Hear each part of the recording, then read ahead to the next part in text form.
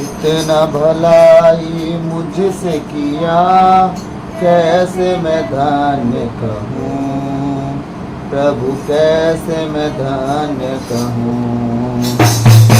इतना भलाई मुझसे किया, कैसे मैं धन्य कहूँ प्रभु, कैसे मैं धन्य कहूँ। धन्य राजा,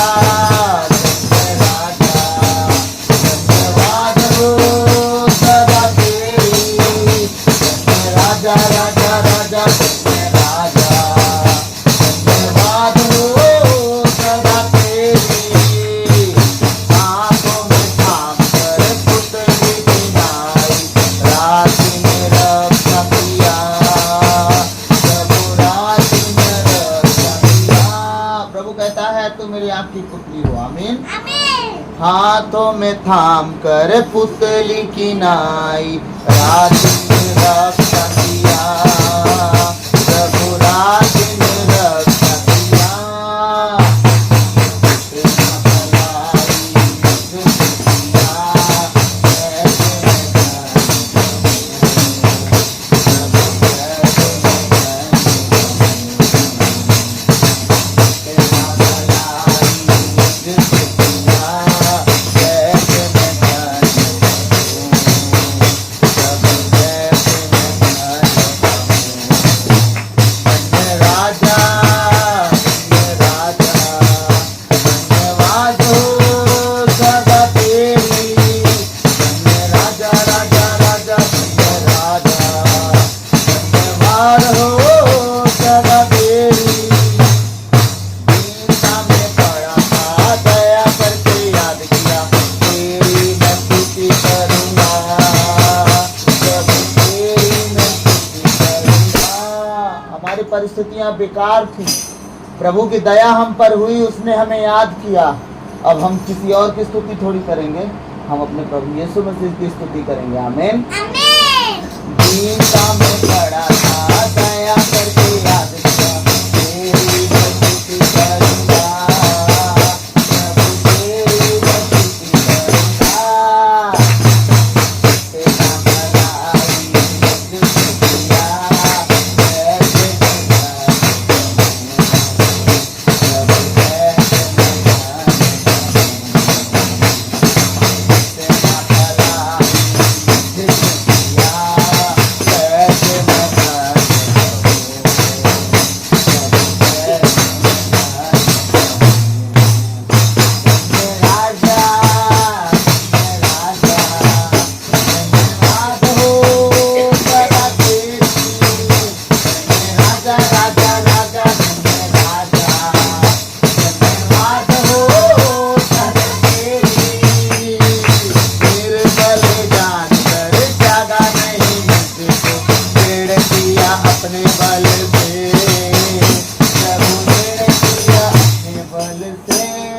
हमारा प्रभु, हम जब निर्मल थे ना, निर्बल, हमारे अंदर कोई बल नहीं था, हम किसी तरह से ना शारीरिक ना मानसिक ना आर्थिक, हर एक परिस्थिति में जब निर्बल थे ना, हमारा प्रभु हमें त्यागा नहीं, अपने बल से हमें ऊंचा उठाया। आमीन। मेरे बलिदान पर त्यागा नहीं मुझको, मेरे किया अपने बल से प्रभु, मेरे किया अपने बल से।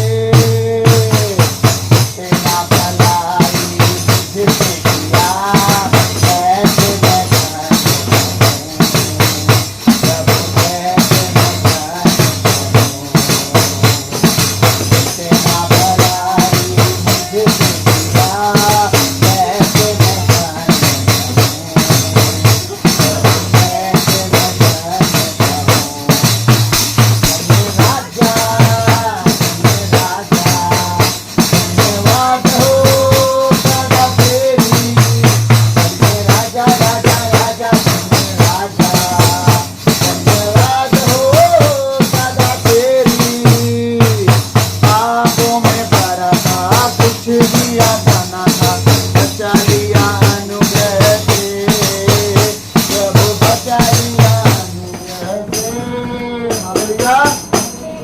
पापों से भरे हुए थे, हाँ, कोई आशा नहीं थी हमारे जीवन में कि हम किसी रीति से बच पाए, लेकिन प्रभु ने बचाया हमें। प्रभु ने अपने अनुग्रह के द्वारा, अपने दिए हुए उस अनुग्रह के द्वारा हमें बचाया, जो हमारे जीवन में किया। आमीन आमीन। पापों से भरा था, कुछ दिया खाना था, बचा लिया अनुग्रह से, प्रभु बचा लिया अनुग्रह से। तेरा बनाई मुझ दुनिया, कैसे मैं जाऊं, प्रभु कैसे मैं जाऊं। तेरा बनाई मुझ दुनिया, कैसे मैं जाऊं, प्रभु कैसे मैं जाऊं। राजा धन्यवाद हो सदा तेरी, राजा राजा राजा धन्यवाद हो सदा तेरी। पाप मिटा कर पाप हटा कर परिपूर्ण गंगा पिया, प्रभु परिपूर्ण गंगा पिया।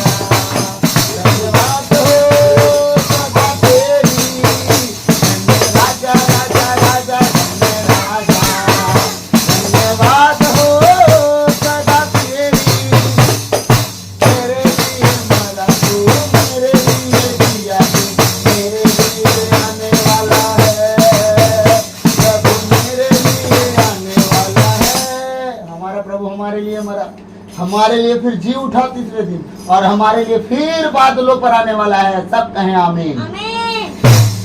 मेरे लिए मरा तू, मेरे लिए जिया तू, मेरे लिए आने वाला है, प्रभु मेरे लिए आने वाला है। तेरा भलाई मुझे दिया, कैसे मैं जाऊं, प्रभु कैसे तेरा भलाई मुझे दिया, कैसे मैं जाऊं, प्रभु कैसे मैं जाऊं। राजा धन्यवाद हो सदा तेरी, राजा राजा राजा धन्यवाद हो सदा तेरी। जो कुछ तूने किया मेरे लिए, कैसे मैं वर्णन करूं, प्रभु कैसे मैं वर्णन करूं। हमारा प्रभु हमारे लिए जो कुछ किया, अगर हम उसकी वर्णन पे भी लग जाए, उसके काम पे भी लग जाए कि हम गिनते जाएं, तो हम घाटे में चले जाएंगे। हमारा प्रभु हमारे लिए जो कुछ किया, हम उसका वर्णन तक नहीं कर सकते। आमीन। आमीन। जो कुछ तूने किया मेरे लिए, कैसे मैं वर्णन करूं, प्रभु कैसे मैं वर्णन करूं। तेरा भलाई मुझे दिया, कैसे मैं जाऊं, प्रभु कैसे मैं जाऊं। तेरा भलाई मुझे दिया, कैसे मैं जाऊं, कैसे मैं जाऊं। राजा धन्यवाद हो सदा तेरी, राजा राजा राजा धन्यवाद हो सदा तेरी। बोलो यीशु मसीह की, हमारे उद्धार करता यीशु मसीह की। हालेलुया। हालेलुया। हमारे मुक्तिदाता यीशु मसीह की जय। हालेलुया। हालेलुया। आइए हम प्रभु के वचन में जाएंगे। आज थोड़ा वचन हमारा अच्छा रहेगा, लंबा बड़ा रहेगा, तो थोड़ा सा हम समय लगाएंगे। प्रभु को हम धन्यवाद देंगे सुंदर समय के लिए। सर्वशक्तिमान महान परमेश्वर पिता, मैं आपको धन्यवाद देता हूँ, राजाओं के राजा प्रभुओं के प्रभु यीशु मसीह, इस रात के लिए, आज के दिन के लिए, इस साम्राज्य के लिए पिता हम धन्यवाद देते हैं। आपके हम पवित्र जीवित वचन को हम पढ़ने सुनने जा रहे हैं। प्रभु मेरे मुख पर पहरा बिठाइए, मेरे होठों के द्वार की रखवाली कीजिए। आज बोलने वाला मैं नहीं पिता, आप स्वयं मुझ में होकर अपनी आत्मा के द्वारा, अपने वचनों के द्वारा प्रभु हमसे बातचीत करें। प्रभु आपका हम स्वागत करते हैं, हमारे बीच में आए प्रभु। हर एक बात को आपके चरणों में रखते हुए यीशु के नाम पे मांगते हैं, सुनिए और दया से ग्रहण कीजिए। आमीन। हालेलुया। आइए तो मेरे साथ हम 7वां टॉपिक पर जाएंगे। हमारा टॉपिक कौन सा चल रहा है? टॉपिक का नाम बता रहा हूँ, 12 बातें आदम और मसीह के बारे में। ठीक है, क्या क्या? आदम पुरानी सृष्टि का प्रधान था और यीशु मसीह नई सृष्टि का प्रधान है।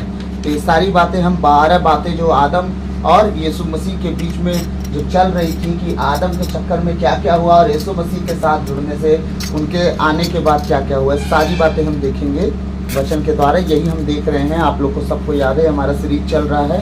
आज हम 7वां टॉपिक में जाएंगे। हर टॉपिक में 2 भाग होगा, ध्यान रखिएगा जो मैं बोल रहा हूँ। हर टॉपिक पे 2 भाग, जैसे कि पहला हम बताए आपको, दूसरा था आदम ने पाप किया, यीशु ने नहीं किया। तीसरा था आदम ने एक पाप के द्वारा बहुतों को पापी बना दिया, हमारे मसीह ने आज्ञाकारिता के द्वारा, आज्ञाकारिता के कार्य के पालन आज्ञाकारिता के कार्य के द्वारा बहुतों को धर्मी बना दिया। चौथा था आदम एक जीवित प्राणी बना था, मसीह एक जीवनदायक प्राणी बन गया, आत्मा बन गया। ठीक है। 5वां था आदम पृथ्वी से अर्थात मिट्टी का था, मसीह स्वर्ग से प्रभु था। ठीक है। आदम मृत्यु लाया, मसीह जीवन लाता है। ये 6वां टॉपिक है। आज हम 7वां टॉपिक देखने जा रहे हैं, उसका एक भाग हम देखेंगे। आदम ने अपने वंश को पापी स्वभाव दिया, पहला भाग है 7वां टॉपिक का। और यही यीशु मसीह के विषय में जब हम यीशु मसीह के देखेंगे दूसरा भाग, तो उसमें लिखा है, पहला देखा हमने, आदम ने अपने वंश को पापी स्वभाव दिया, मसीह पाप रहित स्वभाव पैदा करता है। आदम ने अपने स्वभाव में क्या कर दिया? अपने वंश को पापी स्वभाव दे दिया, लेकिन मसीह पाप रहित स्वभाव पैदा कर देता है। उसका ये स्वभाव है कि वो पाप रहित आपको बना देता है। ऐसा उसके व्यवहार में ऐसा कुछ है। पता है हमारा जीवन का सबसे बड़ा स्रोत क्या है? कोई मुझे कमेंट करके बताएगा। अगर दूसरा कुछ होगा तो आप लोग कमेंट करिएगा। अगर जो मैं बोलने जा रहा हूँ अगर आपका ख्याल मिलता है तो आप जरूर एक बात लिखिएगा कमेंट में कि हाँ हम यही बोलना चाह रहे थे। हमारे जीवन का सबसे बड़ा स्रोत क्या है पता है? जो मैं बता रहा हूँ, अगर सब मेरे से अगर एग्री हैं तो हाँ नहीं बोलिएगा। जो मैं जवाब देने जा रहा हूँ, अगर आप लोग वही जवाब सोच के रखे थे तो आप जरूर लिख के भेजिएगा कि मैं यही कहने वाला था या कहने वाली थी। हमारे जीवन का सबसे बड़ा स्रोत क्या है पता है? बाइबल। परमेश्वर ने इसी शब्द के द्वारा पूरी सृष्टि की रचना की है। ठीक है, भूलिएगा नहीं। इसीलिए यीशु मसीह ने कहा है खाना जरूरी नहीं है। परमेश्वर के वचन में लिखा है, सुनो, इंसान रोटी से ही नहीं परमेश्वर के जीवित वचन से भी जिंदा रहेगा। आप बहुत ध्यान से देखिएगा, परमेश्वर के जो चेले थे, दास थे, कितने दिन तक ऐसे भूखे प्यास पड़े रह जाते थे, लेकिन प्रभु उनको मतलब कहीं ना कहीं से खाना पूर्ति करता था। हाँ, जब आप सबसे मैं अगर एक सवाल करूंगा तो आपका हाँ जवाब निकलेगा बहुतों का। ये 40 में जितने लोग उपवास थे, कितनी रात आप लोग पेट भर खाना खाए या कितनी बार आपको मनपसंद का खाना मिला? सच है या नहीं? आप जरूर हाँ कहोगे जिनके साथ ऐसा हुआ कि रात में आपको अच्छा खाना मिला और आप खाए भी, आपको अच्छा भी लगा। मैं पहला हूँ। ठीक है, कि मैं 40 काल में 2-3 बार खाना पेट भर खाया।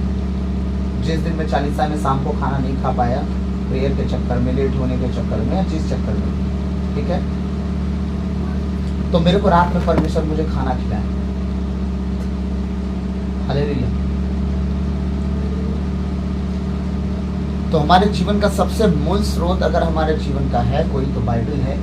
अगर हम बाइबल के साथ उठते बैठते जीते खाते चलते फिरते हैं तो याद रखिए कि हम परमेश्वर के साथ उठते बैठते जीते खाते चलते फिरते हैं। पूछिए क्यों? क्योंकि जब आप प्रार्थना करते हैं तो आप अपने दिल की बात किसको बताते हैं? प्रभु को। लेकिन जब आप बाइबल पढ़ते हैं तो प्रभु के दिल की बात आप जानना शुरू करते हैं। इसीलिए प्रभु के दिल की बात अगर आपको जानना है कि प्रभु क्या चाहता है हमसे, जितना ज़्यादा हो सके आप बाइबल पढ़ो, क्योंकि समय कितने बुरे आने वाले हैं कि आप उस समय का फेस नहीं कर पाओ। लेकिन अगर आप बाइबल पढ़ते हो तो मैं सच कहता हूँ परमेश्वर आपको जीने का एक नया मार्ग दिखा देगा। याद रखिएगा, अकाल के दिनों में परमेश्वर कौवा के द्वारा एलिया को खाना खिलाया है। जो कौवा सबका छीन के खा लेने वाला चीज़ है, वो आप याद रखिएगा कि एलिया को खाना खिलाया। तो परमेश्वर हम सबके जीवन में कोई न कोई कौवा जरूर भेजेगा हमें खाना खिलाने वाला। इसलिए मैं आप सबसे रिक्वेस्ट करूंगा कि परमेश्वर के साथ जितना ज़्यादा हो सके समय बिताएं, समय को बर्बाद ना करें, ठीक है? इधर उधर में अपना टाइम खराब ना करें। तो प्रभु के साथ समय बिताएं, उसके वचनों को ज़्यादा से ज़्यादा पढ़ें, ज़्यादा से ज़्यादा समय दें। आमीन। तो हम 7वां टॉपिक का एक भाग देखेंगे आज, और कल मैं आप लोगों के लिए फायर प्रेयर डालूंगा, और फिर परसों मैं 7वां टॉपिक का दूसरा भाग डालूंगा। इसलिए बोल रहा हूँ क्योंकि इस हफ्ते में, बीते हफ्ते में फायर प्रेयर नहीं डाला हूँ, तो मैं कल आप लोग के लिए फायर प्रेयर डालूंगा। आप लोग इस प्रार्थना में सब एक मन इच्छित होकर बैठिएगा, और अकेले में बैठिएगा। ज़्यादा से ज़्यादा हो सके तो परिवार साथ में प्रेयर करता है तो आप साथ में बैठिएगा। अगर होम थिएटर है तो बिल्कुल ब्लूटूथ कनेक्ट करके होम थिएटर में लगाइएगा, लाउडली साउंड कीजिएगा, और सब लोग एक मन होके अब अनोखी भाषा में प्रार्थना कीजिएगा मेरे साथ। अगर अनोखी भाषा नहीं मिली है तो हालेलुया धन्यवाद के साथ प्रार्थना कीजिएगा। जो वचन मैं बोलूँगा उस वचन को आप दोहराइएगा मेरे साथ, और दोहराने के साथ साथ प्रार्थना करते रहिएगा। और ये प्रार्थना आपके जीवन का बहुत बड़ा बोझ, आपके जीवन की बहुत सारी बीमारियाँ, आपके जीवन की तकलीफ़ें, कमी घटी और छुटकारा, चंगाई, अपराधों की क्षमा, सब कुछ कराएगा। इस प्रार्थना के साथ आप जरूर जुड़े। मैं सप्ताह में एक बार जरूर डालूंगा। तो मैं सोच रहा था कि मैं इस टॉपिक को शायद इस हफ्ते में ना ख़त्म कर पाऊँ, तो इस टॉपिक को ख़त्म ना कर पाने के कारण मैं सोच रहा हूँ कि मैं कल आपके लिए फायर पीरियड डाल दूँ पिछले हफ्ते के बदले। अगर शुक्रवार को अगर मुझे फिर समय मिलता है तो मैं एक बार फिर डाल दूँगा। तो हफ्ता में एक बार, जैसा कि मैंने बोला है, पिछले हफ्ते में नहीं डाला हूँ तो इस हफ्ते में फिर डालूँगा। हाँ, चलिए तो हम आगे बढ़ते हैं ना। टॉपिक का नाम है पहला 7वां टॉपिक का पहला भाग, आदम ने अपने वंश को पापी स्वभाव दिया। रोमियो 5 पद संख्या 12 और 19। रोमियो 5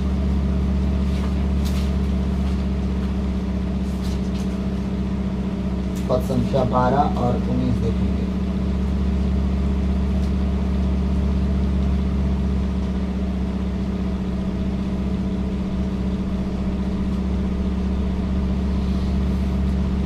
कुछ वचन जो है ना हमारे टॉपिक में बार बार घूम के आएंगे। तो आप हर सिचुएशन में अलग टॉपिक, अलग मैसेज रहेगा, और मैसेज वचन सेम रहेगा। मैं आप लोग को बताना चाहूँगा, बात भूलिएगा नहीं, प्रभु का वचन समंदर है, जितनी बार उसे खोदोगे आप उतना गहरा जाओगे। हाँ, मतलब आप उसका था ही नहीं लगा सकते, सीधी बात है। समंदर है, हर टॉपिक में एक वचन आता है, लेकिन वचन हमेशा चेंज होता है। हम क्या देख रहे हैं? आदम ने अपने वंश को पापी स्वभाव दिया। अब हम वचन पढ़ेंगे। हाँ, हालेलुया। चलिए सब लोग निकालेंगे, वचन पढ़िएगा साथ में। प्रभु का वचन कहता है, एक ही मनुष्य द्वारा संसार में पाप का प्रवेश हुआ, और पाप द्वारा मृत्यु का। इस प्रकार मृत्यु सब मनुष्यों में क्या हो गई? फैल गए, क्योंकि सब पापी हैं। कोई भी नहीं बचा जो पाप रहित हो। यीशु मसीह भी लपेटे में आगे बेचारे, हम लोग को बचाने के चक्कर में सब पापों का स्वीकार कर लिए कि चलो मैं ही पाप किया, मुझे ही क्रूस दे दो। हाँ, सारे जगत का पाप अपने ऊपर उठा लिए, एक ही बार में सब खत्म। क्योंकि पाप का वेतन मृत्यु है। यीशु मसीह को अगर मृत्यु मिला है तो प्रभु पिता परमेश्वर ने क्यों मृत्यु को आने दिया उनके ऊपर? ताकि वो जब वो अपने आप पर एग्रीमेंट कर लिए कि मैं पूरे जगत का पाप उठा रहा हूँ, तो परमेश्वर अपने वचन से पीछे नहीं हट सकते थे। सीधी बात थी। इसलिए यीशु मसीह ने कहा कि पाप का वेतन जब मृत्यु ठहराया गया है तो मैं उसे लूंगा। लेकिन बार बार पिता से एक प्रार्थना करते थे, पिता अगर हो सके तो ये प्याला मुझसे टल जाओ। कौन सा प्याला के बारे में बात बोलता था? मृत्यु का प्याला, तकलीफ का प्याला? नो, वो पहले से जानता था ये मुझे सहना है। 3 बार भविष्यवाणी कर चुका है अपने विषय में, अपने चेलों के साथ। रो पीट नहीं रहा था उसके लिए। वो किस प्याले की बात करता था पता है? जिस समय वो 3 दिन 3 रात अधलोक में रहता और वहां पिता परमेश्वर की उपस्थिति ना होती, उस दिन के लिए वो परमेश्वर से दुखी था। क्यों? मैं सब कुछ कर लूंगा, सबसे लड़ लूंगा, सब पर जय पा जाऊंगा, लेकिन तेरी उपस्थिति मुझसे दूर हो जाए, बर्दाश्त नहीं करता। इस बात से वो दुखी था कि पिता, ये जो 3 दिन 3 रात अधोलोक में रहूंगा, वहां तेरी उपस्थिति मुझे चाहिए, तू मेरे साथ रहे वहां। और पिता परमेश्वर वहां क्यों जाएंगे? वो स्वर्ग सिंहासन वाला परमेश्वर है, अधोलोक में शैतानों के बीच में जाकर क्या करेंगे? हाँ, उनके साथ लेखा देने का उनका तो टाइम अलग है ना। उस परिस्थिति में हमारे प्रभु यीशु मसीह दुखी थे कि वहाँ पिता मेरे साथ नहीं जा रहे हैं। मतलब उनके आप समझो ना मैं क्या कहना चाह रहा हूँ। एक छोटा सा बच्चा बिना माँ के 3 दिन 3 रात कैसे रहेगा? ऐसा कुछ यीशु मसीह अपना स्वभाव दिखा रहे थे, मैं छोटा सा बच्चा हूँ, तो मेरा पिता है, तो मैं 3 दिन 3 रात कैसे रहूंगा अकेले? हाँ, ऐसा नहीं कि उनको डर लग रहा था, डर के मारे ऐसा थोड़ी बोल रहे थे। एक प्यार पिता, हो सके तो यह प्याला मुझसे टल जाए, लेकिन मेरी नहीं तेरी इच्छा पूरी हो। वो अपने बाप से इतना उनको प्यार है यीशु मसीह को, वो सब सह सकते हैं, अपने पिता की उपस्थिति को नहीं खोना चाहते, उनके सामने हमेशा चलना चाहते हैं, हमेशा उनसे प्रेम करके जीना चाहते हैं। आज हम अपने प्रभु को अपनी बाइबल में हम पुराने विधान में भी पाते हैं, नए विधान में भी पाते हैं, मतलब पिता परमेश्वर को भी पाते हैं, यीशु मसीह को भी पाते हैं, दोनों विधान के द्वारा अगर देखा जाए तो। लेकिन फिर भी हमें वो प्रेम नहीं है जो यीशु मसीह अपने बाप से किया। तब वो दाहिने सिंहासन पे बैठा है, पौलुस ने प्रेम किया, और पौलुस, मैं विश्वास करता हूँ यीशु मसीह ने जो कहा ना, मेरे दाहिने या बाएं अगर किसी को बिठाने का अधिकार है तो मेरे पिता का अधिकार है, मैं नहीं बिठा सकता किसी को अपने दाहिने या बाएं। मेरे को पक्का यकीन है कि दाहिने अगर बैठेगा तो पौलुस से बैठेगा। हे साउल तू मुझे क्यों सताता है? सताने वाला ही प्रभु के दाहिने बैठेगा, क्योंकि उसके इतना दुख कोई नहीं सहा। 1/3 भाग लिख डाला बाइबल का वो अपनी पत्री में, इतना सेवा किया वो। आप कुछ चेलों का तो नामो निशान नहीं, कहाँ चले गए? सताव देखे होंगे, भाग गए होंगे। 12 चेलों में कितने चेलों का नाम लिखा है बाइबल पत्री में? हम लोग उनकी कहानियों कहाँ पाते हैं बाइबल में? पाते हैं नहीं ना। बाकी के चेले कहाँ चले गए? काम किए होंगे लेकिन इतना बड़ा काम नहीं कर पाए कि उनका नाम दर्ज हो पाए। खुद सोचिए, आप पौलुस को देखिए कितनी बातें लिख डाला, उसकी सेवकाई देखिए कितनी धुरंधर थी।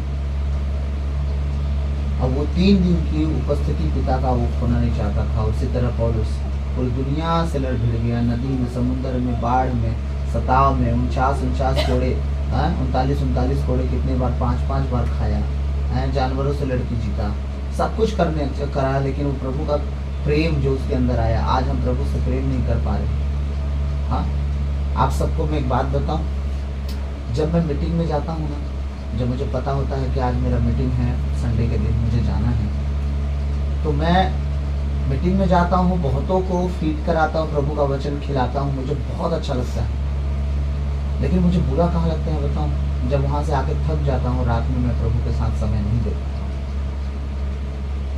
तब बड़ा दुख लगता है कि प्रभु काश की सेवकाई थोड़ा नजदीक होती। इतना सफर जो मेरा हो जाता है इसमें तो मैं ज्यादा थक जाता हूँ।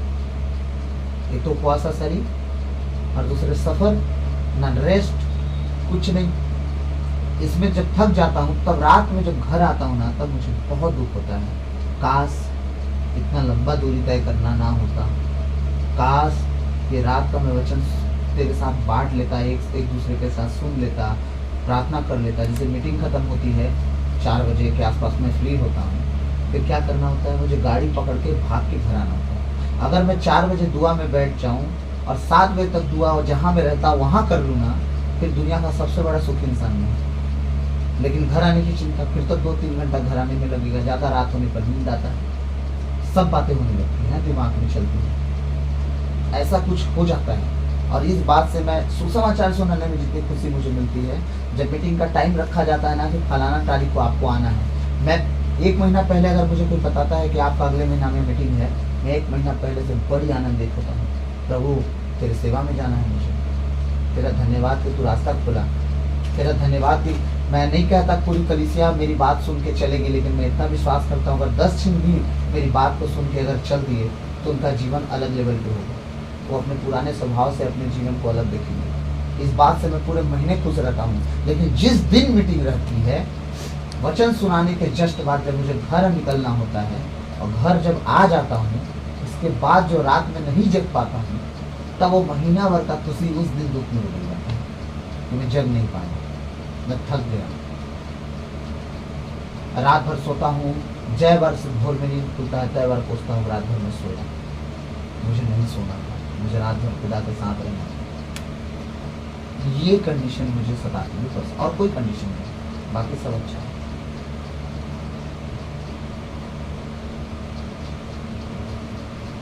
खैर, प्रभु की इच्छा पूरी हो हमारे जीवन में, हमारा प्रभु हमारे लिए सब मार्ग तैयार करेगा। हालेलुया। तो प्रभु का वचन कह रहा है, हम देखेंगे वचन का टॉपिक है, आदम ने अपने वंश को पापी स्वभाव दिया। ठीक है, एक ही मनुष्य द्वारा संसार में पाप का प्रवेश हुआ और पाप द्वारा मृत्यु का इस प्रकार मृत्यु सब मनुष्यों में फैल गई, क्योंकि सब पापी है। सब पापी, कोई एक व्यक्ति नहीं जो पाप नहीं किया हो, और एक ही मनुष्य के कारण हुआ। 19वां वचन देखते हम क्या कह रहे हैं।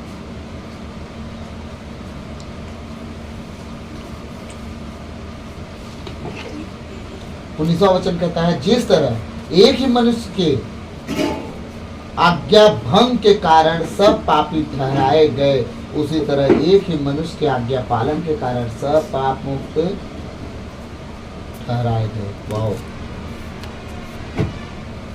आदम के चक्कर में सब पापी बन गए, ऐसा कोई नहीं बचा जो पापी ना रहा हो। हाँ, पूरी मानव जाति फंस गई, लेकिन हमारा प्रभु यीशु मसीह ऐसा काम कर दिया, सब धर्मी बन गए। हाँ, आज हम पापी नहीं गिने जाते। आज लोग प्रार्थना करते ना, प्रभु मैं तो पापी हूँ, मैं तो अधर्मी हूँ, हाँ मैंने पाप किया, मैंने अधर्म किया। पता है यीशु मसीह बड़ी दुखी होते हैं इस मैटर में। मैं काहे मरा यार तुम लोग के चक्कर में, जब तुम लोग आज तक पापिये हो, अधर्मीय हो, तो मैं मरा क्यों?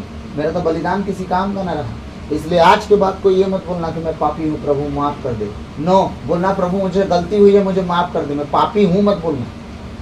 तुम्हारे पाप के लिए जान तक दे दिया, अभी पापी हो तुम। हाँ, याद रखना, वो पाप से नफरत करता हूँ, पापियों से नफरत नहीं करता। इसीलिए जब मैं दुआ करता हूँ, मुझसे कोई गलती होती, मैं बस यही करता हूँ, प्रभु मुझसे हो गई गलती, मैंने अपराध किया तेरे विरुद्ध में, मुझसे पाप हो गया। मैं खुद को नहीं बोलता प्रभु मैं पापी हूँ, मैं पापी। क्यों पापी बोलूँगा मैं? पापी अपने आप, मेरा प्रभु अपने लिए अपना जान तक दे दिया मेरे लिए। क्या पापी बनाने के लिए मरा है? वो धर्मी बनाने के लिए मरा है। पापी तो हम थे जब प्रभु को नहीं जानते थे, हाँ, लेकिन जब हम जाने कि प्रभु कौन है तो हम पापी नहीं रहे उस दिन से। हालेलुया। हाँ, इसलिए आज से कोई भी ये मत बोलना कि मैं पापी हूँ। जिस तरह एक ही मनुष्य के आज्ञा भंग के कारण सब पापी ठहराए गए, उसी तरह एक ही मनुष्य के आज्ञा पालन के कारण सब पाप मुक्त ठहराए गए। अब हम पाप मुक्त ठहराए गए हैं, अब हम पापी नहीं रह गए। हालेलुया। प्रभु की दया हम पर ऐसी है, वो कहता है तुम मेरी समानता और मेरे स्वरूप में बनाए गए हो। बताइए, हम पापी बनाए गए हैं?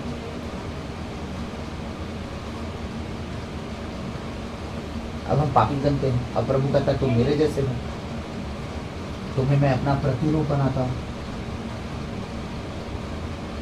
हाँ, प्रभु कहता है कि तुम्हें मैं अपना प्रतिरूप बनाता हूँ, और हम पापी गिनते हैं खुद को। सोचिए कि प्रभु हमें कितना, मतलब क्या बोलूँ। अब कलीसिया कहती है मैं पापी हूँ, ठीक, समझिएगा, एक थोड़ा कॉमेडी वाली बात है ना, समझिएगा।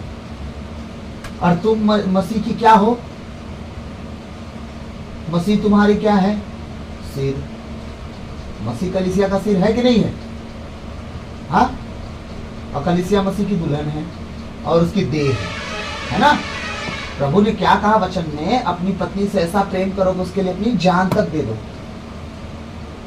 अब ऐसे कहे देख रही हूँ, जान दे दूंगा, चिंता मत कीजिए। हाँ, तो पत्नी से प्रेम करना है ना, प्रभु कहा है ना। अब देखते जाइए क्या बात हो रही है। हालेलुया।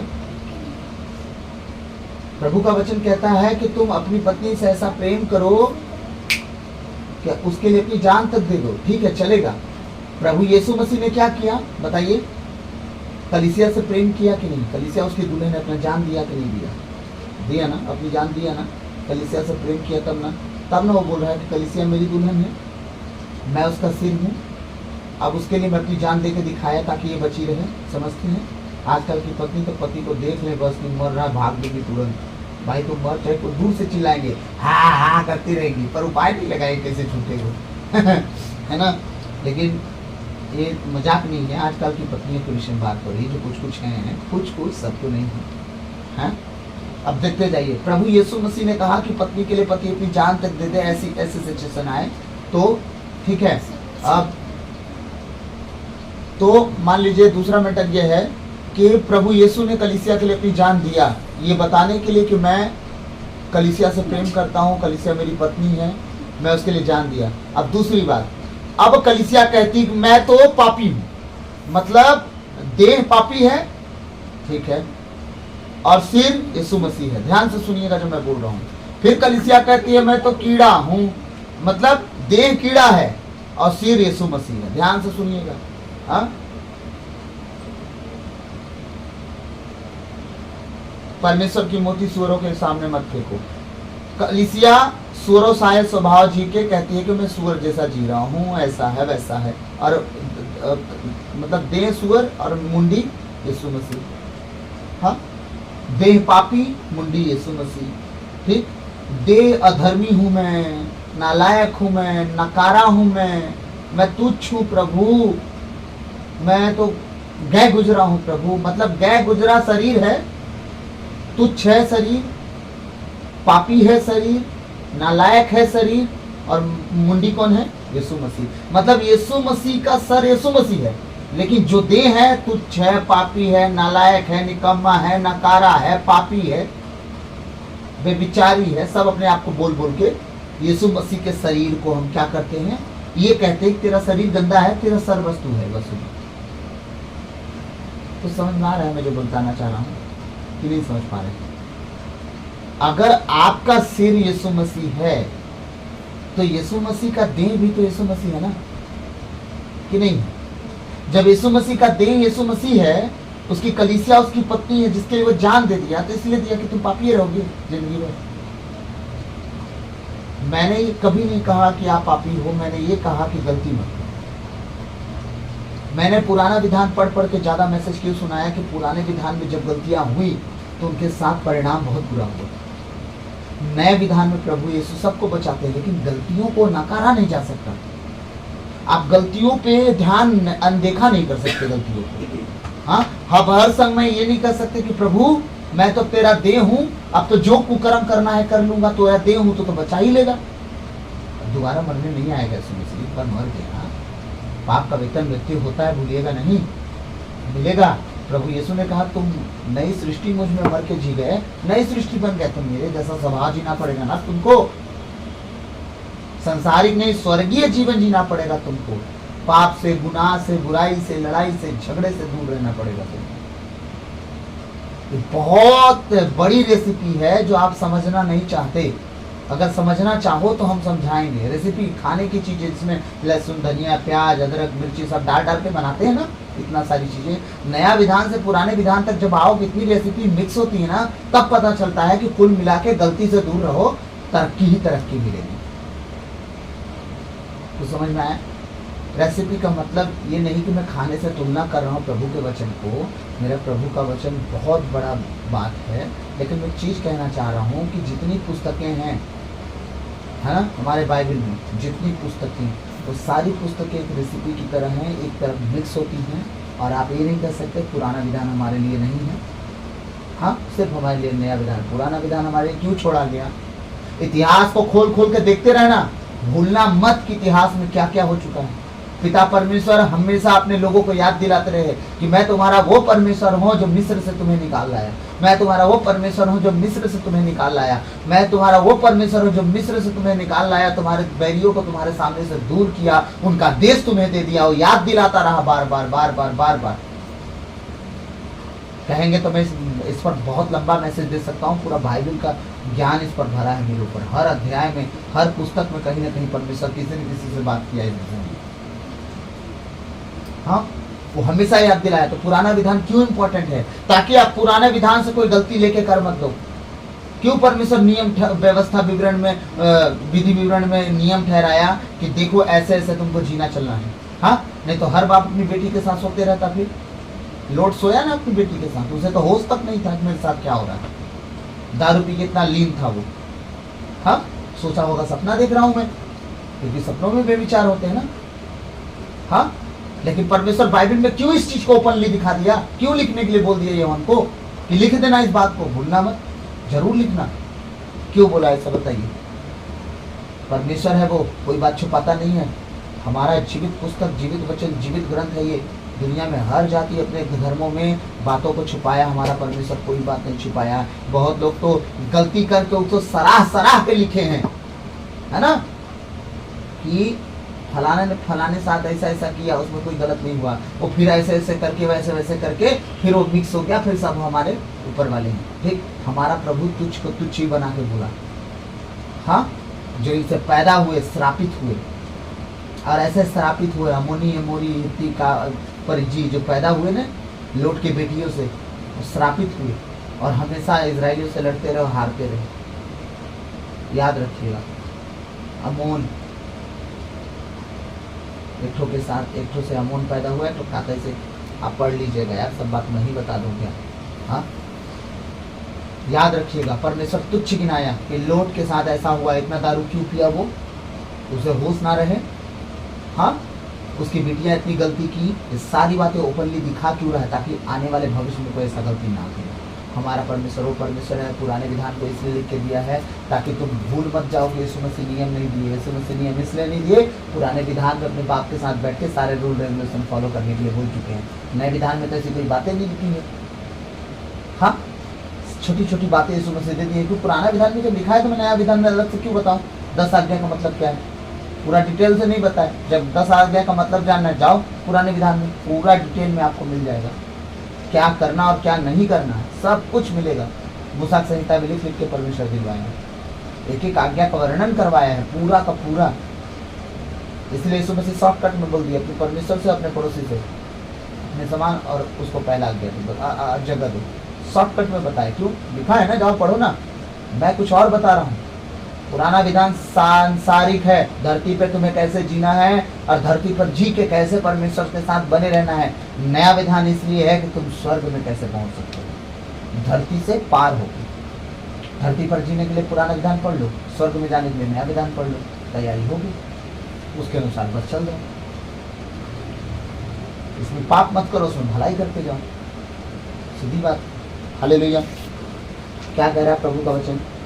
जिस तरह एक ही मनुष्य के आज्ञा भंग के कारण सब पापी ठहराए गए, उसी तरह एक ही मनुष्य के आज्ञा पालन के कारण सब पाप में ठहराए गए। आमीन। दूसरा कुरिन्थियों 15 का 17 और 18 वचन निकालेंगे हम जल्दी से। दूसरा कुरिन्थियों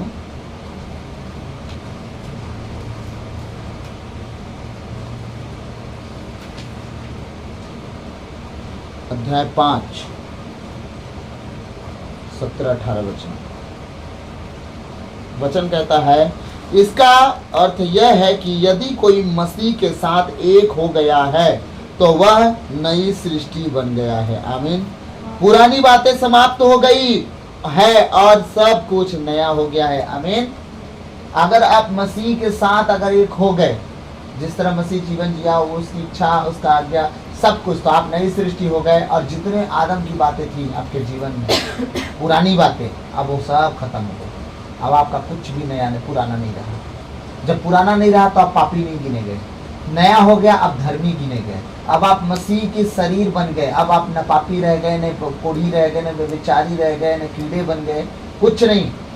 हाँ, प्रभु मैं तो कीड़ा हूँ, है कीड़ा है शरीर और सर यीशु है।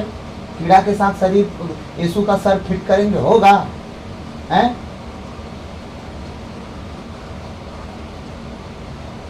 बताइए क्या क्या लॉजिक नहीं प्रार्थना करने का। प्रभु भी कहता है कि कीड़ों का मैं क्षमा करूंगा पाप, इंसान होते तो पाप क्षमा भी कर देते। फालतू मारा, इतना टाइम वेस्ट किया वहां धरती पर इन लोग के लिए बनाने के चक्कर में आदम को। अपने जैसा बना के देख देख के खुद को पानी में देखा होगा कि मैं कैसा दिखता हूँ, आईना थोड़ी रखे होंगे।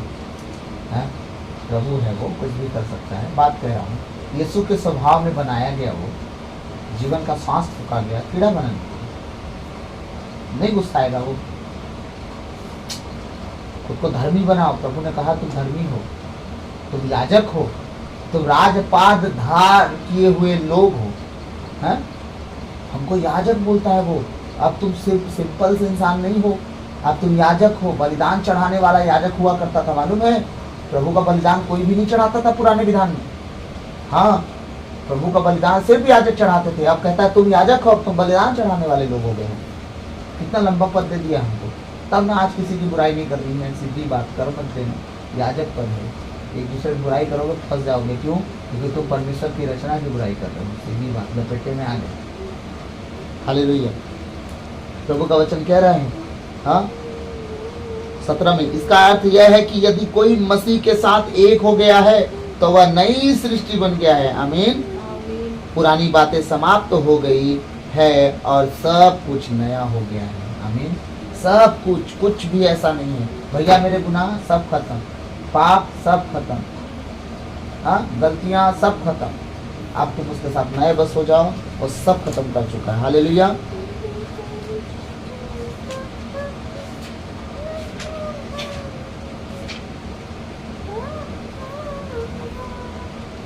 अठारह वचन कहता है, यह सब ईश्वर ने किया है, उसने मसीह के द्वारा अपने से हमारा मेल कराया और इस मेल मिलाप का सेवा कार्य हम प्रेरितों को सौंपा है। प्रभु ने क्या कहा? यह सब ईश्वर ने किया, उसने मसीह के द्वारा अपने से। सोचिए, पिता परमेश्वर ये सब काम किए, ईश्वर के द्वारा अपने से मेल कराए। किससे?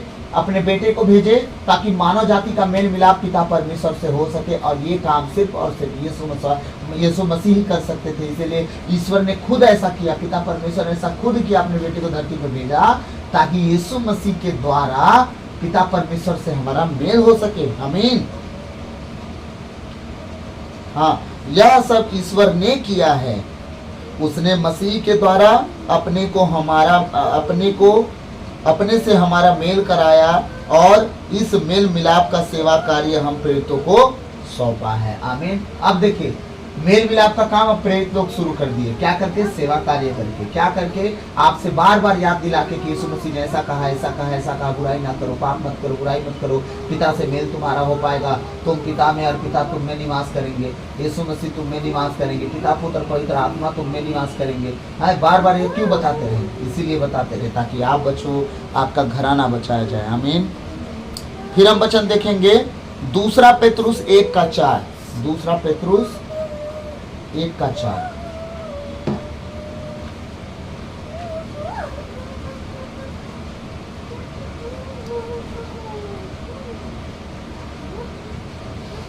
वचन कह रहा है, उन्होंने उस महिमा और प्रताप द्वारा हमारे लिए अपनी अमूल्य और महती प्रतिज्ञाओं को पूरा किया है।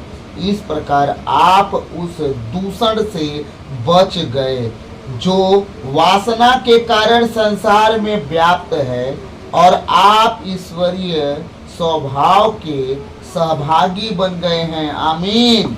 कितनी बड़ी बात ये मैसेज में है, देखिए। Hallelujah, hallelujah. प्रभु का वचन क्या कहता है? उसने ईश्वरीय सामर्थ्य उन्होंने उस महिमा और प्रताप द्वारा हमारे लिए अपनी अमूल्य जिसका कोई कीमत कोई नहीं लगा सकता, है ना? उसका कीमत ही कोई नहीं लगा सकता, अमूल्य है, ठीक है। और महती प्रतिज्ञाओं को पूरा किया है। जितनी बातें उसने कहा था वो सब बातें पूरा किया है। किसके कारण? अपनी महिमा प्रताप के द्वारा, हमारे लिए, किसी और के लिए नहीं।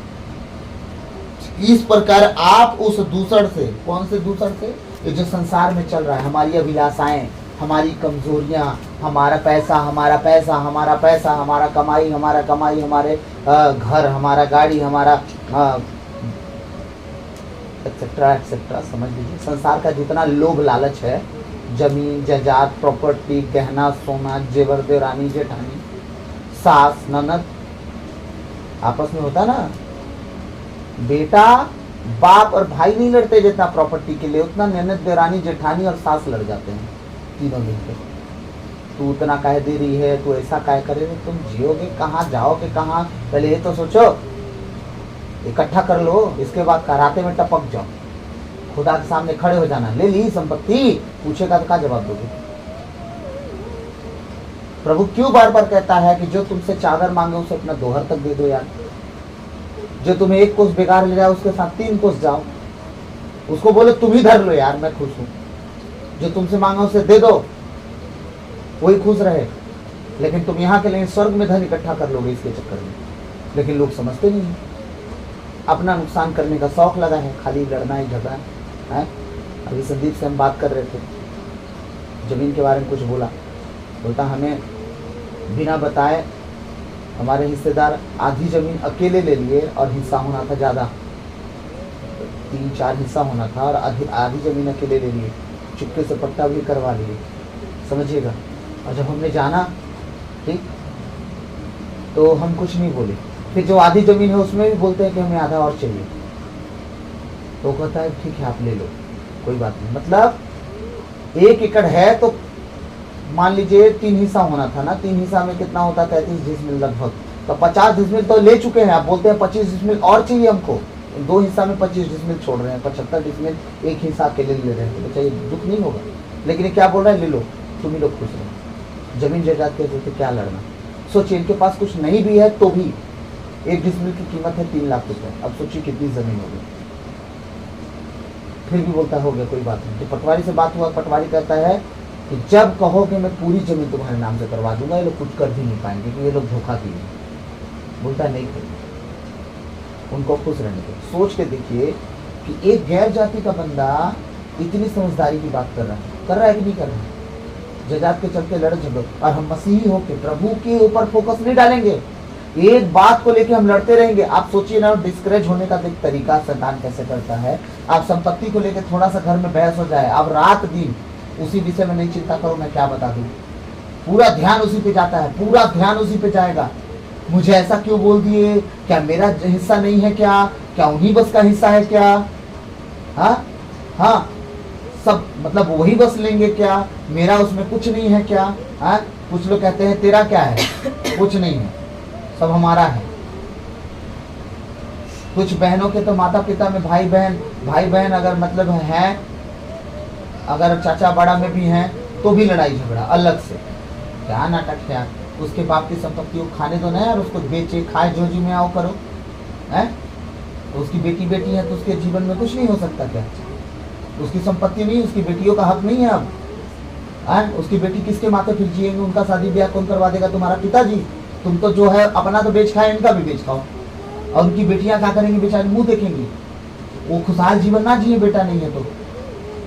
कुछ के तो बेटे इतने मतलब लायक हैं कि बाप के मरते ही सब बेच डालेंगे, बाप के रहते तो बचा के रखे हैं डर के मारे, बाप हाँ साइन नहीं करेगा, अब बाप डर के मारे बच्चों के नाम से नहीं कर रहा है, क्यों, जान रहा है बेच खाएंगे। अब वही बाप सोचते हैं कि जो जिनकी बेटी बस है वो भी अपनी जमीन हमें देते, क्योंकि वो क्या करेंगे, हमारा बेटा रहेगा राज करेगा ना, अब बेटा कहाँ से राज करेगा, भोग विलास में राज करेगा, नशा करने में राज करेगा, व्यभिचार करने में राज करेगा, उनको ऐसा राज चाहिए।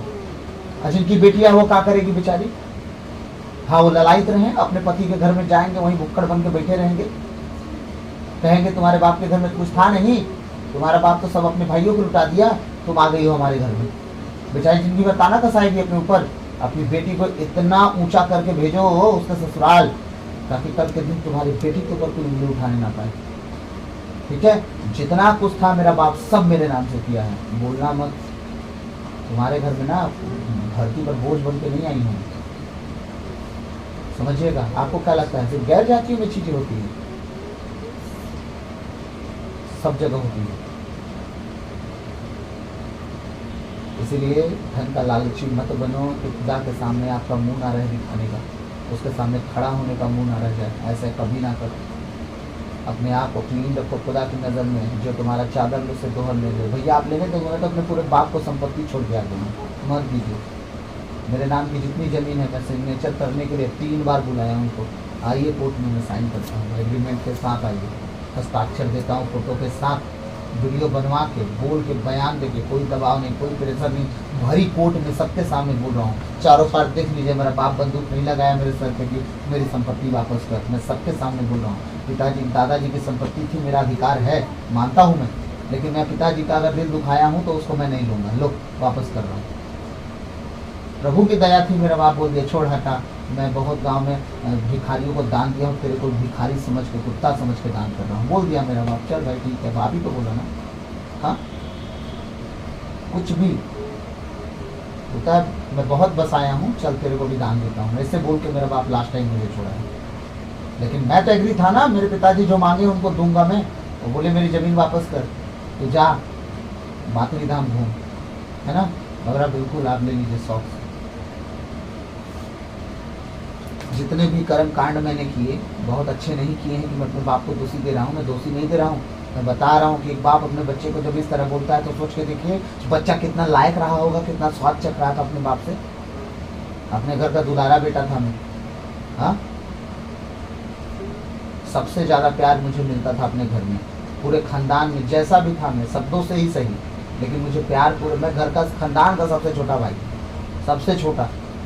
मेरी इतनी पहुँचाइयाँ हैं कि अगर खड़ा कर दूँ ना एक तो बस में नहीं आएंगी, 52 सीटर अगर बस लगा दूँ तो उस बस में नहीं आएंगे। मेरी शादी में सब जाने वाले थे, इतना लड़ाई झगड़ा कर लिया कि कुछ नहीं हुआ, सब खत्म, टाटा बाय बाय। सोचिए मेरी गलती थी ना, मेरे बाप की गलती थोड़ी इसमें। मैं भी तो ही कहना चाह रहा हूँ ना, अपनी बुद्धि ना लगाओ, संपत्ति के लिए ना लड़ो। अब देखिए मैं संपत्ति के लिए नहीं लड़ा, मेरा परमेश्वर मेरे पिता का मन बदल दिए, अब मेरी जितनी प्रॉपर्टी मेरे नाम से थी मेरे ही नाम है। हाँ और ये भी जान रहा हूँ कि मेरे पापा के नाम से जितनी संपत्ति है वो भी मुझे आधा देंगे, ये भी जान रहा हूँ मैं। वो नहीं देंगे मेरे भाई को, आधा तो देंगे ही देंगे मुझे, क्योंकि वो प्रेम करते हैं मुझसे। उनका प्रेम बदल दिया परमेश्वर मेरे जीवन में। हाँ परमेश्वर है, वो कुछ भी कर सकता है, लेकिन हाँ सिर्फ संपत्ति के लिए अगर आप लड़ रहे हो तो स्वर्ग राज में कैसे प्रवेश करोगे। इसीलिए मेरा फोकस संपत्ति नहीं, मेरा फोकस प्रभु यीशु मसीह है। मैं इसीलिए घर में जीना सीख गया हूँ। मुझे कभी कभी लगता है बस मैं अकेले रहूँ तो भी रहूँ। हाँ क्योंकि जब हम प्रभु को जानते हैं, हम तीनों को किसी की ज़रूरत पड़ती है। हम तीनों एक दूसरे के लिए काफ़ी बोझ हो जाते हैं, कभी कभी लड़ लेते हैं एक दूसरे से। मतलब हम लोग को मतलब ज़रूरत किसी की नहीं है, हम तीनों एक दूसरे के लिए काफ़ी। अब सोच के देखिए आपका जीवन क्या है दुनिया में, याद रखिएगा आपका कोई नहीं है। जिस दिन आप इस स्वभाव में जीने लगे ना कि आपका कोई नहीं है, कोई नहीं, आपके चेहरे के सामने जो बच्चे दिख रहे हैं वो भी आपके नहीं है। हाँ दूसरों के बच्चे अपने माँ बाप की नहीं सुने, क्या गारंटी आपके बच्चे सुनेंगे। दूसरी बात, आपकी पत्नी आपके सामने है ना, वो भी आपकी कुछ नहीं है। आपका पति आपके सामने, वो भी आपका कुछ नहीं। कैसे बोल रहे हैं भैया आप ऐसे? मैं बोल तो रहा हूँ,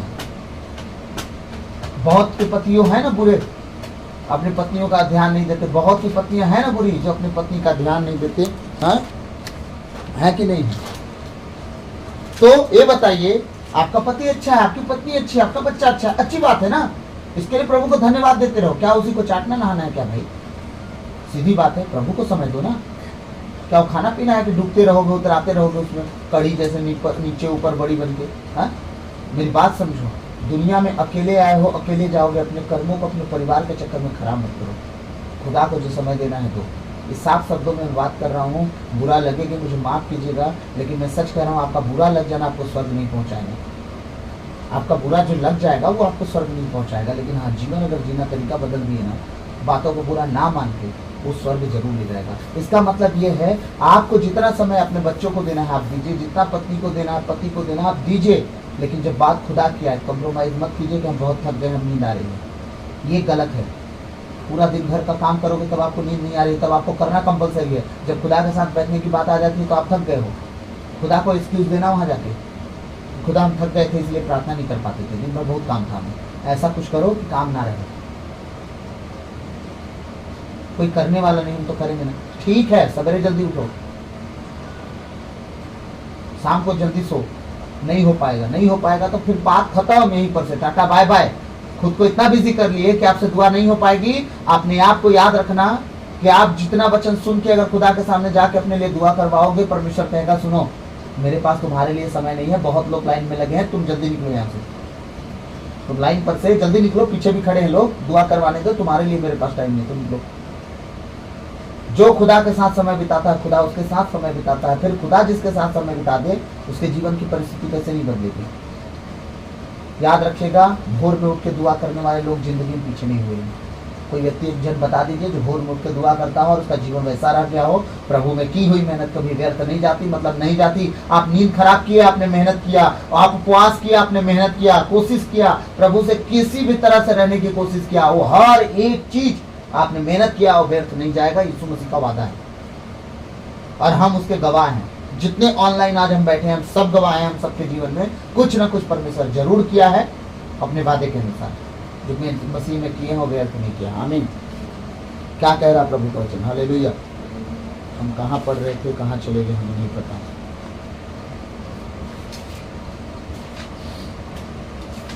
दूसरा पत्थर से 1:4, उन्होंने उस महिमा और प्रताप द्वारा हमारे लिए अपनी अमूल्य और महती प्रतिज्ञाओं को पूरा किया है। इस प्रकार आप उस दूषण से बच गए जो वासना के कारण संसार में व्याप्त है। संसार की सारी लालचें, समझ गए मैं, जो धन संपत्ति इतना लंबा चौड़ा सुना दिया आप लोग को, वही वासना की बात हो रही है। ठीक है, यहाँ बात व्यभिचार बस की नहीं हो रही है। दुनिया की सारी जरूरत की चीज़ों के पीछे जो भागते रहते हैं ना, जो कभी कभी तो हमारे भाई बहन लोगों के पास पैसा रहता है ना, शॉपिंग करने जाएंगे तो वो चीज़ भी खरीद लेंगे जिसकी जरूरत तक नहीं है उनको, शायद 6 महीना जरूरत ना पड़े, खरीद लेंगे, बस घर में पड़ा रहेगा। अब क्या है, मेरा मन किया तो ले लिया, ठीक है, अच्छा पड़ा है ले लिया, लेकिन जरूरतें नहीं है। वासना की तृप्ति कर, वासना के कारण संसार में व्याप्त है और आप ईश्वरीय स्वभाव के सहभागी बन गए हैं। आमीन। इन सारी चीजों से जब दूर हो जाते हैं तो यीशु मसीह को दुनिया की चीजें जरूरत नहीं थी। याद रखिएगा, यीशु मसीह को दशमांश मिलता था, दान मिलता था, लेकिन रहता किसके पास था? जो लालची था, यूदस इस्करियोती के पास, और चोर ही रह गया, पैसा का लालच खा गया उसको।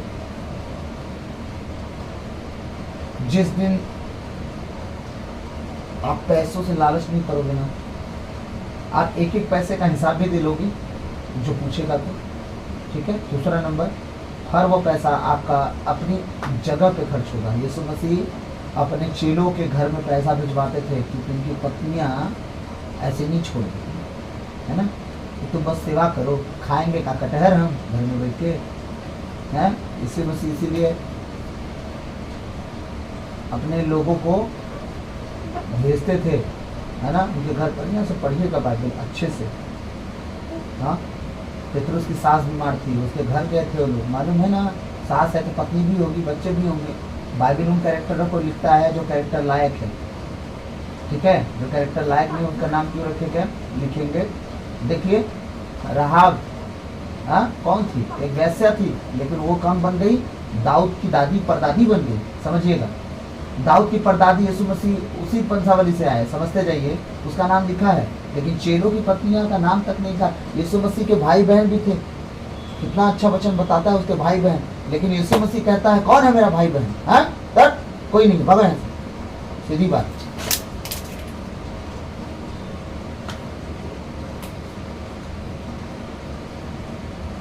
कहते हैं ना, प्रचार करते समय तुम्हारे माता पिता और भाई बहन आए हैं, गया क्या और रिस्पेक्ट देने उन लोग को?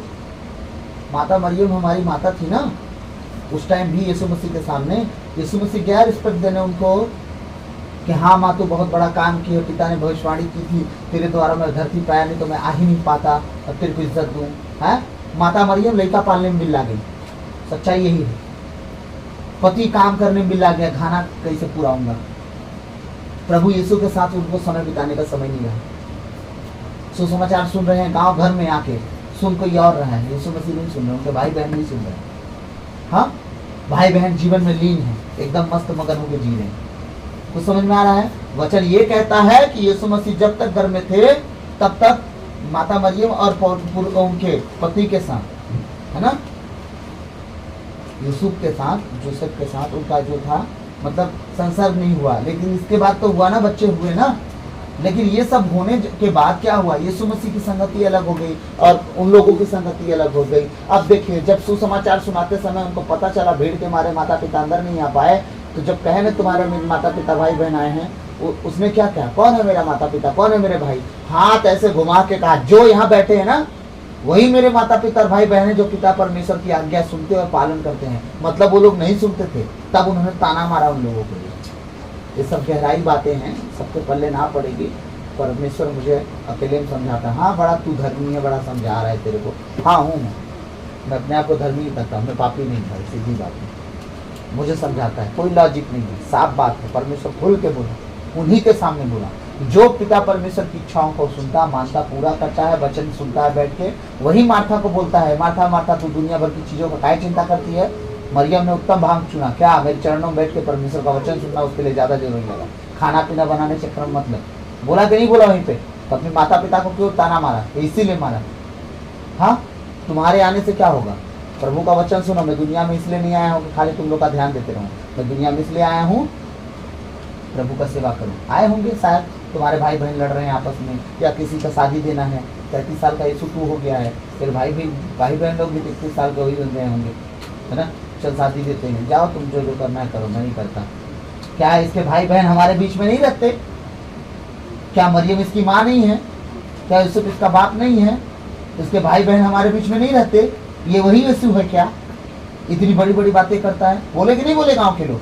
प्रभु ने क्या कहा, नबियों भविष्यवक्ताओं का अपने ही गांव अपने कुटुंब में उनका कोई आदर सम्मान नहीं होता, अपने गांव घर में, बोला कि नहीं बोला? हाँ, तो उनके भाई बहन थे ना, उनके भाई बहन का आचरण गांव के लोग देखते थे, ये लोग ठीक आचरण नहीं चलते, उसका भाई इतना धर्म की बात बताते रहता है।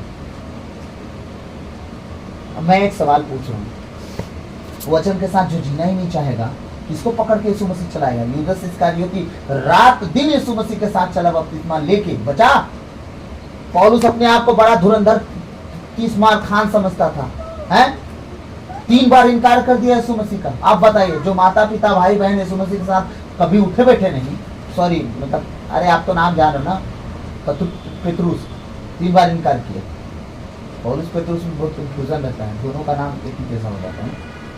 हाँ, 3 बार इनकार कर दिया। यीशु मसीह के भाई बहन यीशु मसीह के साथ उठना बैठना कभी नहीं किए, वचन नहीं सुनने आए, टाइम पास उनका घर गांव में अपना काम खेती में लग गए। हाँ, आप बताइए, यीशु मसीह के गांव वाले नहीं बोलेंगे, लेकिन इसमें यीशु मसीह गलती है।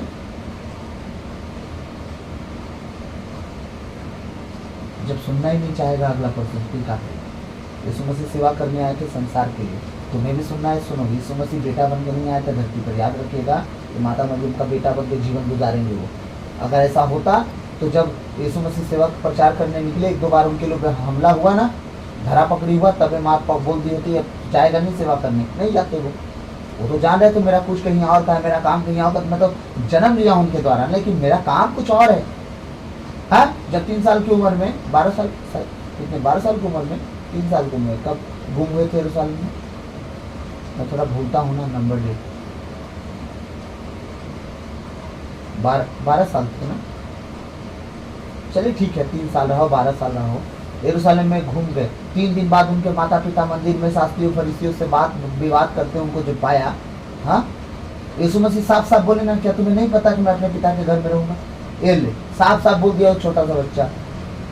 इसका मतलब उसकी तैयारी बचपन से ही है। देखिए, मैं ना किसी के आत्म सम्मान को ठेस पहुंचाने के लिए कुछ नहीं बोल रहा हूँ, मैं कुछ गहराई बातें बता रहा हूँ, इनको आप समझिएगा, ठीक है?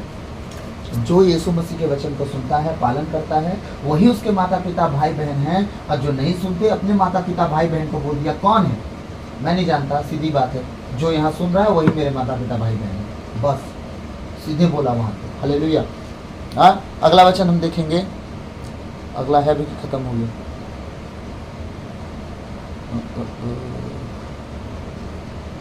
हम ना दूसरा वचन देख डालेगा यार।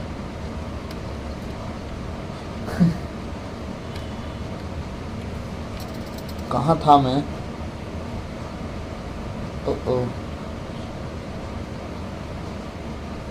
मैंने दूसरा भाग देख डाला, सॉरी, शायद 17-18 ना। एफएसी 2:3 देखना था। कोई नहीं, आप लोग को तो वचन मिल ही गया। हम इस वचन को फिर नेक्स्ट टाइम सुनाएंगे।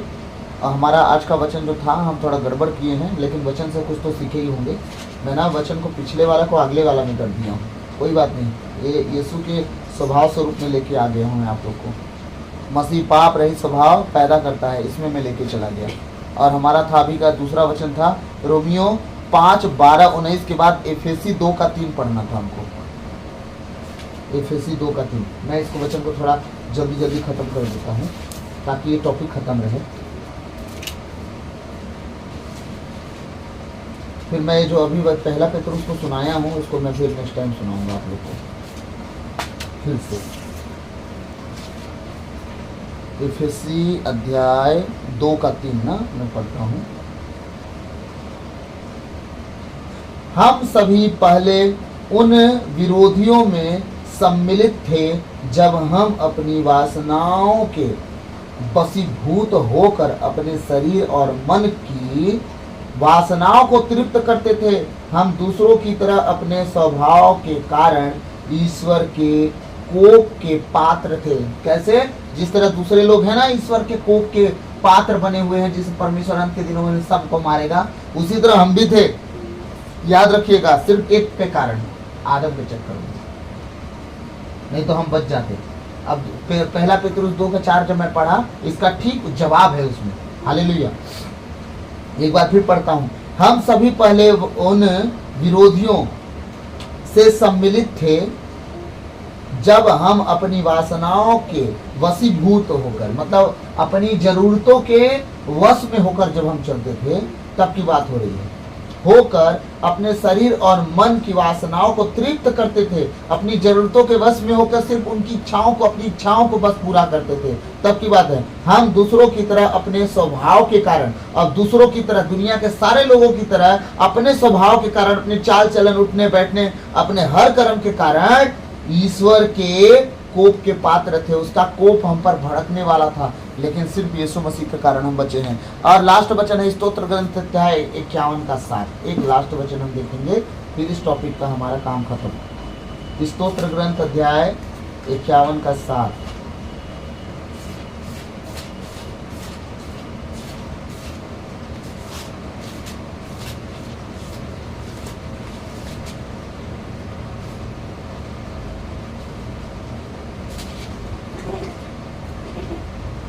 पेज नंबर मिलेगा आपको, पुराना विधान 853। 51:7 कहता है प्रभु का वचन, मैं तो जन्म से ही अपराधी, अपनी माता के गर्भ से पापी हूं। सिर्फ एक कारण से, आदम के कारण से मैं जन्म से अपराधी, जन्म से। सिर्फ किसके कारण? आदम के कारण। लेकिन मृत्यु अपराध में नहीं होना चाहिए, याद रखिएगा, क्योंकि यीशु मसीह अपनी जान दे चुके। स्तोत्र ग्रंथ नया विधान में लिखा गया है, आपको ऐड किया गया है, क्योंकि वो प्रार्थना वचन है। स्तोत्र ग्रंथ असल में दाऊद के जमाने की बातें हैं, यीशु मसीह के बाद की बातें नहीं हैं। इसलिए सारी बातें ध्यान में रखिएगा। मैं तो जन्म से ही अपराधी, अपनी माता के गर्भ से पापी हूँ। इसका मतलब हम जन्म से अपराधी, माता गर्भ से पापी, पाप क्षमा मांग रहे हैं सिर्फ आदमी के चक्कर में, लेकिन यीशु मसीह को जानने के बाद ये सारी कहानी बदल जाती है। हालेलुया। तो प्रभु आज के इन वचनों के द्वारा हम सबको आशीष दे, सबों को जय यीशु। और मैं आशा करता हूँ कि आप सब आशीषित होंगे और किसी भी बात का कोई बुरा ना माने। कृपया आप समझिएगा, न मैं माता मरियम को कुछ कहा हूँ भाई, मेरी भी माँ है वो, न जोसेफ को मैंने कुछ कहा है, न उसके भाई बहनों को कुछ कहा है, बस मैंने ये कहा, यीशु मसीह के जो वचन को सुनता नहीं है, जो प्रभु पिता परमेश्वर की आज्ञा का पालन नहीं करता है, प्रभु यीशु कहते हैं मैं उन्हें नहीं जानता। सीधी बात। तो इन सब बातों का ख्याल रखिएगा। माता मरियम और उनके बच्चों से बढ़ के हम नहीं हैं यीशु मसीह के लिए। कब तक? जब तक हम सही स्वभाव ना जिएं। और जब सही स्वभाव चलते जीते हैं तो उसने हमारे लिए जान कर देते हैं। तो आइए हम अंतिम प्रार्थना में जाएंगे। सर्वशक्तिमान महान परमेश्वर पिता, मैं आपको धन्यवाद देता हूँ, राजाओं के राजा, प्रभुओं के प्रभु यीशु मसीह, पिछली रात के लिए, आज के दिन के लिए, इस शाम रात के लिए पिता हम धन्यवाद देते हैं कि आपने अब तक हमें जीवित, सुरक्षित और अचानक मरण से बचाया।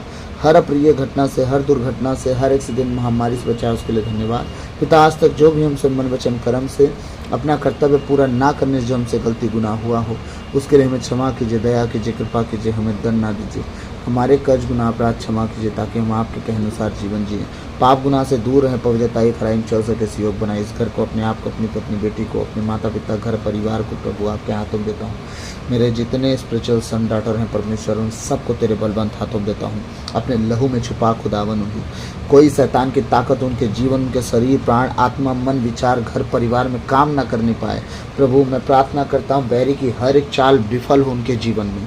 मैं प्रार्थना करता हूँ यीशु मसीह के नाम से शैतान की सारी ताकत खुदा उनके जीवन के आसपास भटकने ना पाए। प्रभु यीशु मसीह के सामर्थ्य नाम से खुदावन मैं तुझसे प्रार्थना करता हूँ, जिस तरह स्तोत्र ग्रंथ अध्याय 34 का 8 कहता है, परमेश्वर अपने भक्तों के चारों ओर स्वर्गदूतों का पहरा लगाता है, तंबू लगाता है, डेरा लगाता है। प्रभु इनके चारों ओर स्वर्गदूतों का डेरा लगा। कोई भी परमेश्वर तेरे बेटे बेटी किसी भी शैतान की चाल में फंसने ना पाए। उन्हें पवित्र, खरा बना, नम्र और दीन बना ताकि तेरे राज के योग बन सके। खुदावन मैं प्रार्थना करता हूँ जितने ऑनलाइन प्रभु तेरा वचन सुनने वाले वो 100 गुना फलों को लाए अपने जीवन में। प्रभु वो तेरे मरियम की तरह चरणों में बैठ के तेरे सुसमाचार को सुनने वाले और असली परमेश्वर तेरे बेटे बेटी तेरे राज के योग्य ठहराए जाएं, बच्चों की तरह स्वभाव करें और उनके बच्चों की तरह वो जीवन जिए ताकि तेरे राज के योग जी सकें। प्रभु इस योग बना सारी बातों को तेरे चरणों में रखते हुए विनती यीशु के नाम पे मांगता हूँ, सुनिए और दया से ग्रहण कीजिए। आमीन। Hallelujah, hallelujah. धन्यवाद, धन्यवाद, धन्यवाद यीशु, धन्यवाद यीशु, धन्यवाद यीशु। आपकी स्तुति हो, महिमा हो, प्रशंसा हो, बड़ाई हो, आपकी तारीफ हो, तारीफ हो, तारीफ हो, तारीफ हो, महिमा हो, महिमा हो, महिमा हो, प्रशंसा हो, बड़ाई हो, पिता आपकी जय जयकार हो। धन्यवाद, धन्यवाद, धन्यवाद।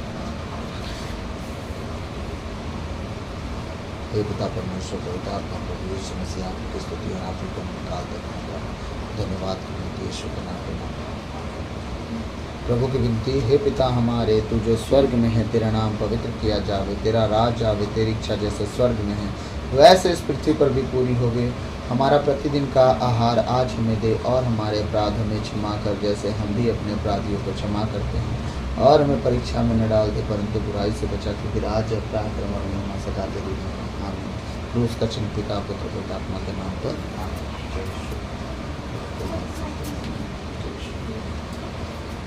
सबों को जय यीशु। प्रभु आप सबको आशीष दे। God bless you all. प्रभु में सब बने रहिए, प्रभु के वचनों के अनुसार चलिए, उसके आज्ञाओं नियमों का पालन कीजिए ताकि आप बचे, आपका घराना बचाया जाए, दुनिया की कोई ताकत आपके जीवन में काम न करने पाए। और मैं एक बात फिर कहूँगा कि प्रभु में हमेशा पॉजिटिव रहिए, हमेशा किसी बात पर लॉजिक मत खोजिएगा, नेगेटिव मत होइएगा, वरन पॉजिटिव होइएगा कि क्या सच है, और छानबीन करिएगा। कुछ समझ में ना आए तो पूछ लीजिएगा। डायरेक्ट डिसीजन लेके अपना नुकसान मत करिएगा, ठीक है। कभी कभी जो बात हमारे समझ में नहीं आती है उस पर भी हम अपना दिमाग बुद्धि लगा के अपना नुकसान कर लेते हैं। इसीलिए मैं कहूँगा कि आप बिल्कुल माइंड किसी बात को करने से पहले सोचिएगा कि क्या सच है या नहीं, ये हमारे भले के लिए है तो आप एक्सेप्ट कीजिए। तो आप बचिए, आपका घराना बचाया जाए। यीशु मसीह की जय। प्रभु आप सबको आशीष दे। सबों को जय यीशु।